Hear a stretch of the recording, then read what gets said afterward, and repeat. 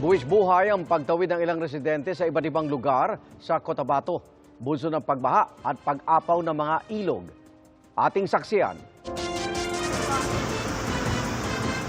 Napilitan ng sumakay sa backhoe ang ilang residente para lamang makatawid sa malakas na ragasan ng ilog sa barangay New Igbaras sa Pigkawayan, Cotabato.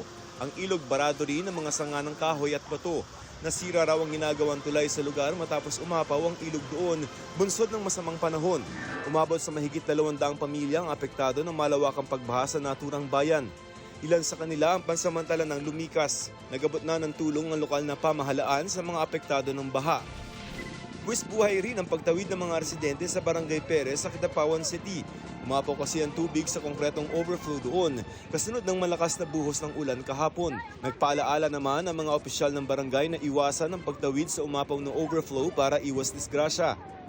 Sa Cotabato pa rin halos hindi na makita ang kalsada matapos matabunan ng mga tumbang puno sa bayan ng Tulunan kahapon. Ayon sa mga residente, nabuwal ang mga puno at nawala ng kuryente sa lugar dahil sa malakas na hangin at pag-ulan. Stranded ang ilang motorista. Nagtulong-tulong ang mga tauhan ng Barangay Caridad at mga residente sa paglilinis sa kalsada. Inabot ng 4 na oras bago tuloy ang maalis ang mga nakahambalang na puno sa daan. Nakaranas din ng malakas na pag-ulan sa Bonggao, Tawi-Tawi. Ayon sa Pag-asa Intertropical Convergence Zone o ITCZ, ang nagpapaulan sa ilang bahagi ng Mindanao at iba pang bahagi ng bansa. Para sa GMA Integrated News, Joseph Morong ang inyong saksi. Mga kaibigan, samahan niyo kaming saksiyan ng mga balita.